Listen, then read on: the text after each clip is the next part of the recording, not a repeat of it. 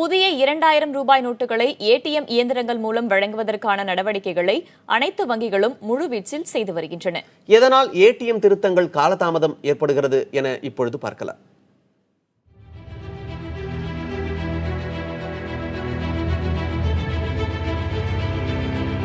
Reserve வங்கி புதிதாக வெளியிட்டுள்ள 2000 ரூபாய் நோட்டுகள் அனைத்து ஏடிஎம்களில் கிடைப்பதற்காக ஆயிரக்கணக்கான பொறியாளர்கள் ஏடிஎம்களில் திருத்தம் செய்யும் பணிகளில் இரவு பகலாக ஈடுபட்டு வருகின்றனர்.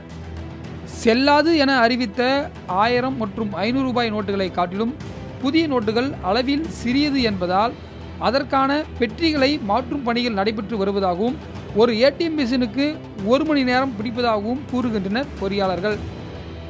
நோட்டில் வித்தியாசம் ஒன்றுமே கிடையாது. அதே சைஸ் தான். 2500 நோட்டு வைக்கலாம் ஒரு பாக்ஸுக்கு. புது நோட்டுன்னா, பழைய நோட்டுன்னா அது கொஞ்சம் குறையும். 2000 நோட்டு வைக்க முடியும். அதுதான். 500 ஒன்றும் கேஷ் வரல, வந்தோன்னா அதுவும் பண்ணி விட்ருவாங்க. இப்போ 2000 வந்திருக்கு, ஒவ்வொன்றா பண்ணிகிட்டே வராங்க.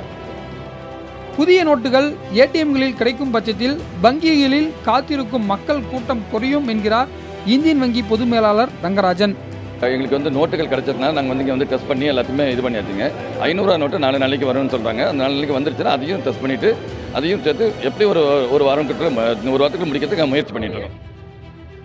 இதேபோல் பணம் டெபாசிட் செய்யும் எந்திரங்களிலும் புதிய நோட்டுகளை செலுத்துவதற்கான திருத்தங்கள் செய்யப்பட்டு வருவதாகவும் வங்கி அதிகாரிகள் தெரிவித்துள்ளனர்.